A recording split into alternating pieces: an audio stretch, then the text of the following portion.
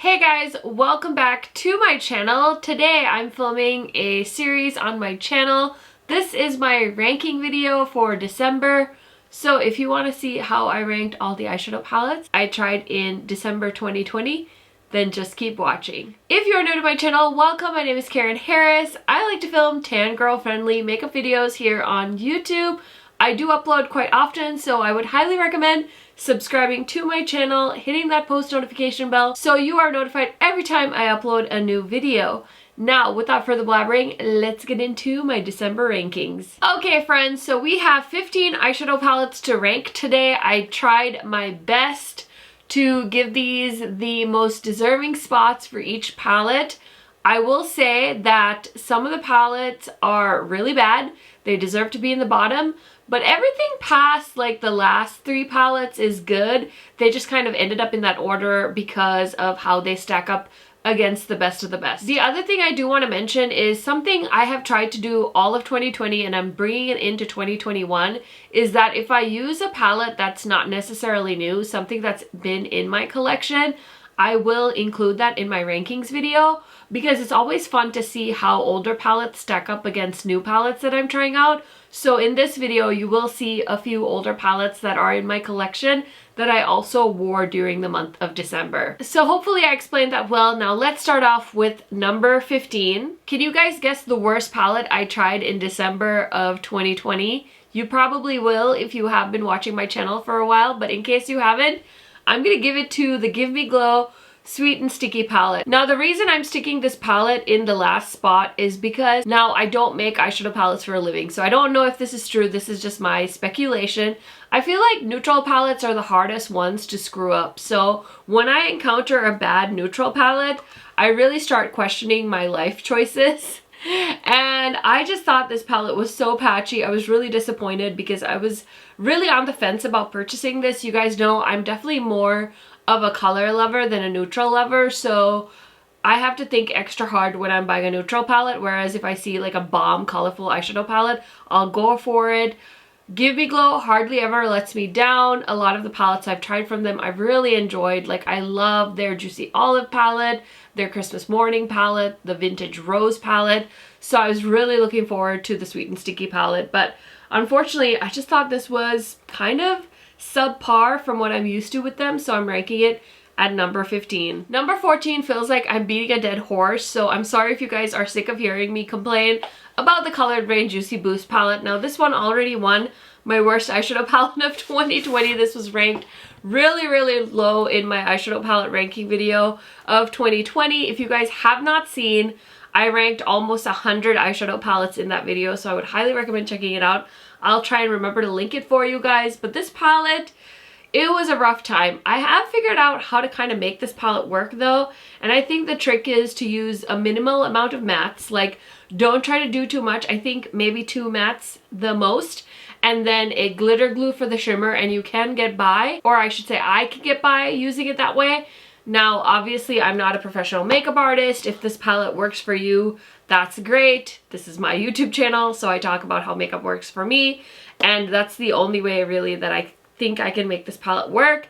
You guys know how much I love Colored Rain, so this one is staying in my collection, but oh man, I feel like I've spent all of 2020 roasting this palette. Now, in number 13 is the Fumi X Juvia's Place quad that she just launched for like their holiday time. And this is called the Disco Party, I should say. And this kind of came into my life towards the end of 2020. But man, oh man, am I not a fan of this palette. I just think it's not the same as the quality I'm used to from Juvia's Place. I thought the metallic and the matte were fine. This blue pressed glitter is very gritty. And since there was another quad that launched at the exact same time, I couldn't help but compare the two, and I felt the other quad definitely had better quality. I will be talking about that in the upper half of this video, but this one, the Juicy Boost and the Give Me Glow palettes, were the worst 3 palettes I tried in December 2020. So let's just get that out of the way, okay? Okay, it's all up from here. So in 12th place, I'm gonna give it to the Oden's Eye Alva palette. So I actually purchased this one myself, and I really like this neutral palette from Oden's Eye. I love their metallics in this palette. They're really interesting and sparkly and beautiful. Now this is a palette that I tried for the first time sometime in the summer of 2020, and I just felt like using it, giving it another shot, and trying it out in December, so that's why you're gonna see older palettes in this ranking video.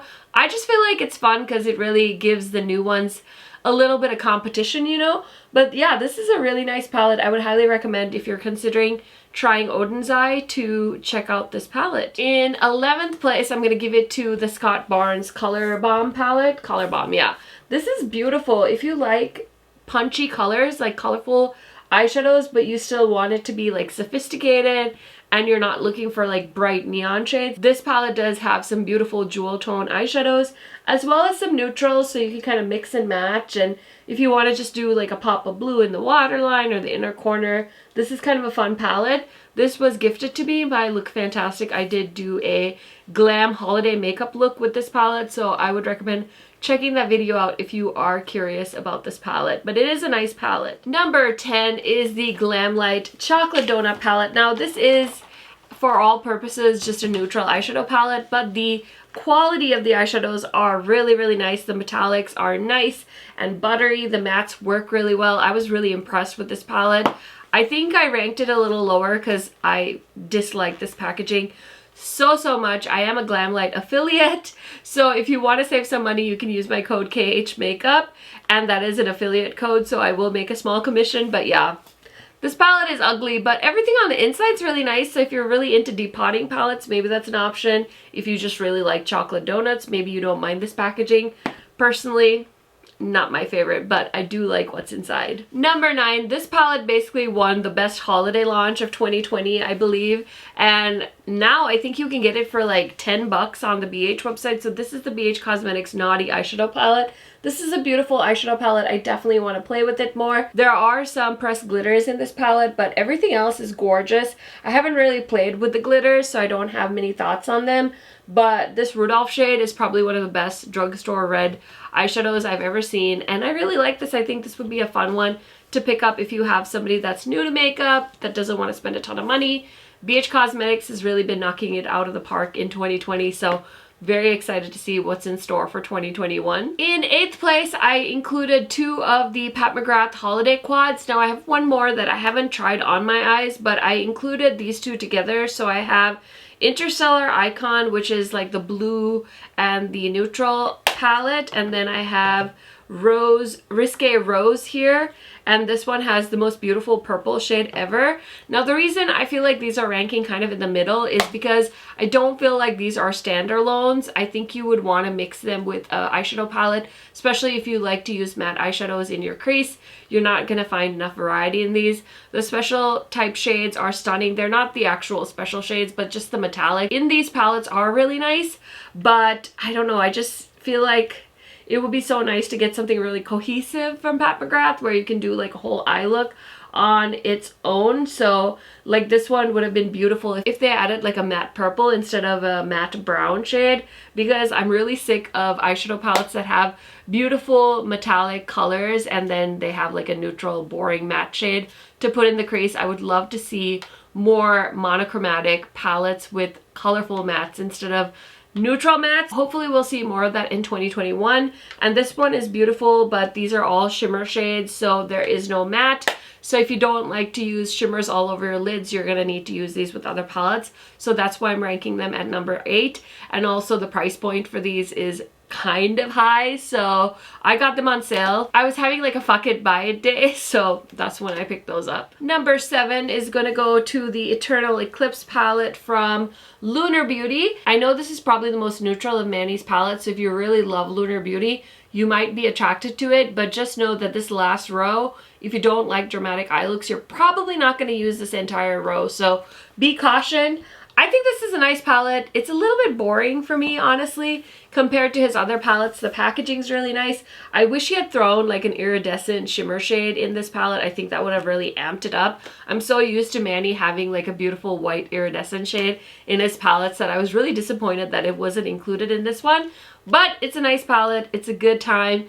And that's why I'm ranking it at number 7. So I'm grouping the Melt palettes together in 5 and 6. So these are the 2 Melt holiday palettes. This was their Beetlejuice collection.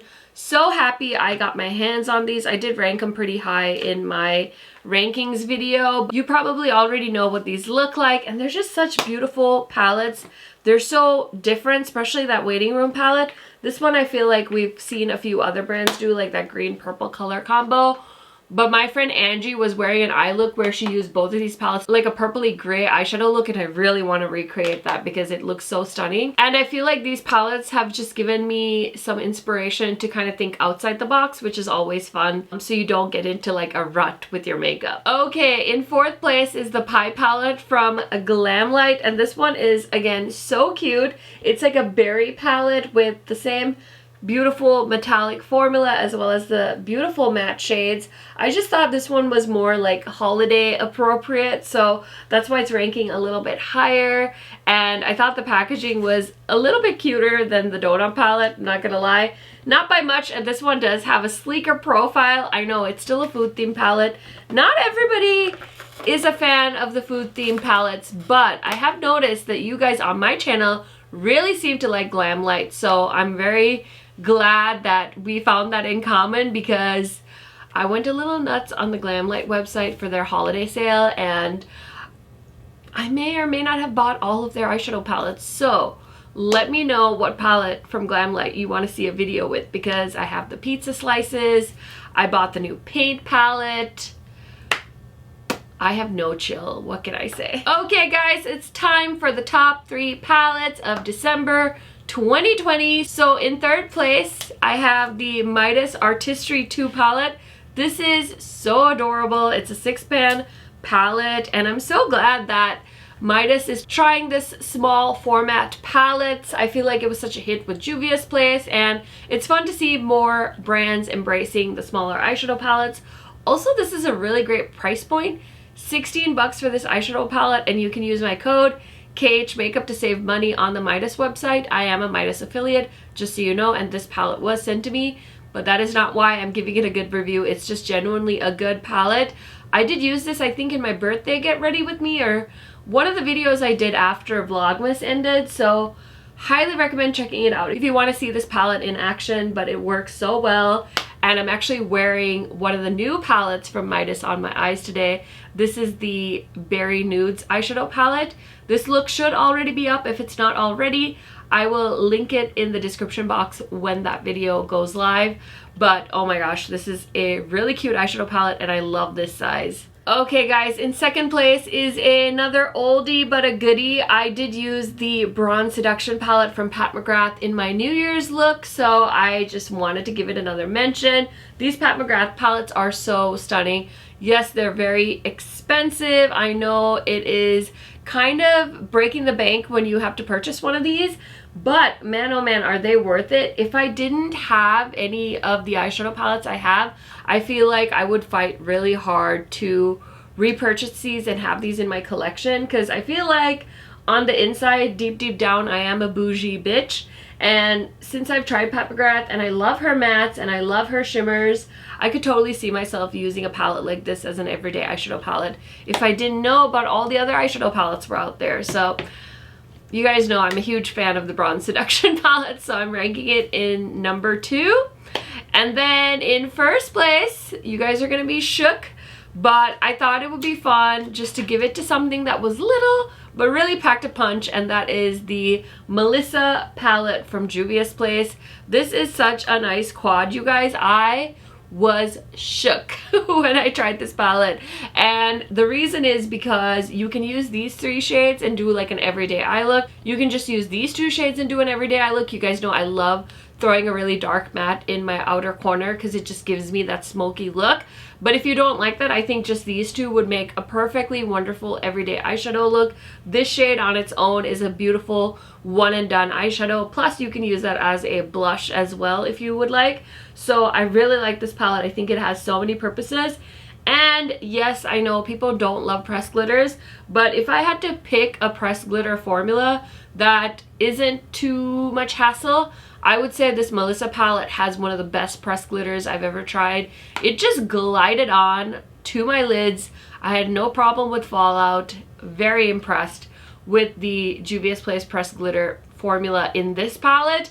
I don't know if all of their pressed glitters are made equal, especially with the one in the Fumi palette. I didn't love the blue one, but oh man, this is such a good palette, and it's $10. Like, holy smokes, I'm so glad that I picked this up. So guys, that is it for my December 2020 rankings video. I will be back in February for my January rankings video. So if you don't want to miss it, remember, go ahead and subscribe, ring that bell so you're notified every time I post a new video, and let me know what was your favorite palette in the month of December. I will see you guys in my next video soon.